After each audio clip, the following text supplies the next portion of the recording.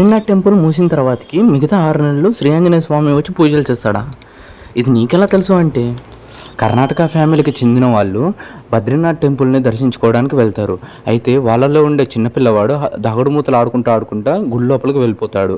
అయితే అది లాస్ట్ రోజు అవడం వల్ల లాస్ట్ హారతి కూడా ఇచ్చేస్తారనమాట గుడిలో ఉన్న వాళ్ళు. అయితే అందరూ డోర్ క్లోజ్ చేసేసి వెళ్ళిపోతారు, ఎటు వాళ్ళు ఎటు వెళ్ళిపోతారు. కానీ వాళ్ళ ఫ్యామిలీ వాళ్ళు డౌట్ పడి కొంచెం అటు ఇటు వెతుకుతారు, అయినా కానీ దొరకడనమాట. అయితే గుడి లోపలే ఉన్నాడు ఆ పిల్లవాడు అని అనుకుంటారు. మళ్ళీ 6 నెలల తర్వాతకి ఓపెన్ చేసినప్పుడు ఆ పిల్లవాడు అక్కడనే ఆరోగ్యంగా ఉంటాడనమాట. అయితే అక్కడ ఉండే వాళ్ళు అడిగారనమాట, ఏంది నువ్వు ఇంత ఆరోగ్యంగా ఎలా ఉన్నావు, నీకు చలేయలేదా ఈ 6 నెలలు, భయం లేకుండా బాగానే ఉన్నావు కదా అని అంటే, ఆ పిల్లవాడు చెప్పిన సమాధానానికి అందరూ ఆశ్చర్యపోయారు.